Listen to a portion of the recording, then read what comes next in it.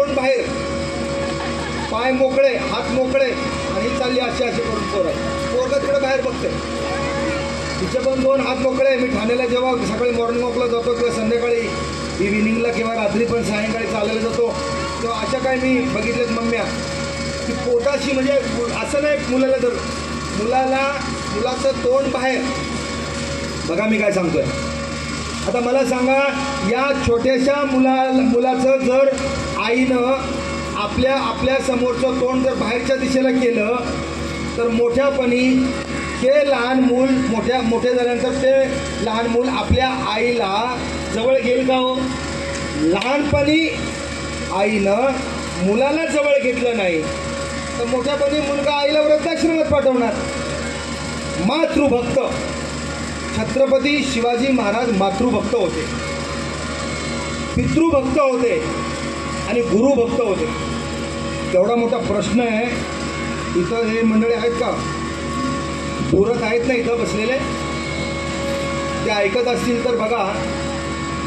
कारण आता या राजकीय क्षेत्रात आणि महाराष्ट्रातल्या या आपल्या ह्याच्यामध्ये, या सामाजिक आणि या सर्व वातावरणामध्ये अशी परिस्थिती झालेली आहे की छत्रपती शिवाजी महाराजांचा गुरु कोण बघा. आणि मग हा गुरु का तो गुरु, मग एकच गुरु का अनेक गुरु, असे मोठे प्रश्न निर्माण झालेले. जेव्हा आम्ही म्हणतो ना मातृदेव, पितृदेव आणि आचार्य देव म्हणजे गुरु तर असणार. भगवान श्रीकृष्णानं जर सद्गुरू केले, गुरु केले, सांदीपनी मुनी. भगवान श्रीकृष्ण मथुरेवरून भगवान श्रीकृष्णाला वसुदेव आणि देवकीनं गुरुग्रही पाठवलं. कुठं? उज्जैनला. कुणाला? श्रीकृष्णाला. श्रीकृष्ण कोण होते? भगवान होते. महाविष्णूचा 8वा अवतार आपण त्यांना म्हणतो. तर देवाला गुरुग्रही जावं लागलं. तर छत्रपती शिवाजी महाराजांना गुरु होतेच, पण कोण होते हा प्रश्न सुटत नाही. हा प्रश्न आता आपण सोडवणार आहे. आपण प्रश्न सोडवायला आलोय. छत्रपती शिवाजी महाराजांचा पहिला गुरु म्हणजे माँसाहेब राजमाता माँसाहेब जिजाऊ. मागची मंडळी टाळ्या वाजवत नाहीत. वाजवाल. सगळं स्टेज चांगलं आहे, सगळं चांगलं आहे. कुठंतरी असं कसं असतं, त्याची सवय झालेली आम्हाला. काय सांगतोय लक्षात ठेवा.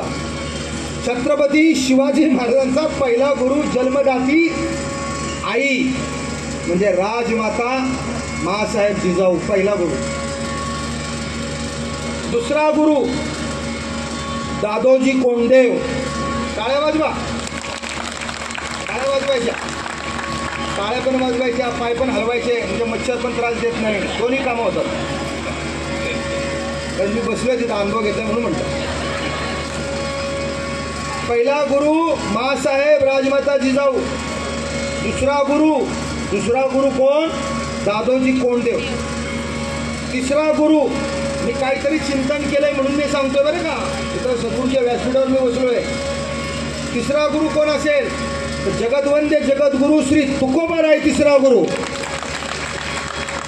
आणि चौथा शेवटचा गुरु म्हणजे समर्थ रामदास स्वामी. वाजवाना.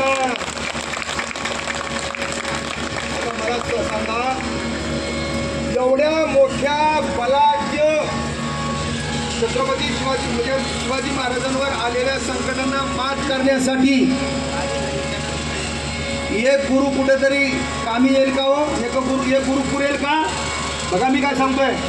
या महाराष्ट्रावर इसवी सन 1600 मध्ये जे आपल्या या महाराष्ट्रावर जी आक्रमणं झाली छत्रपती शिवाजी महाराजांच्या त्या काळामध्ये, तेव्हा एक आक्रमण झालं का? किती आक्रमणं झाली? मी 1600च्या आधीचं नाही सांगत. त्या काळात जेवढी आक्रमणं झाली तेवढी परतवण्यासाठी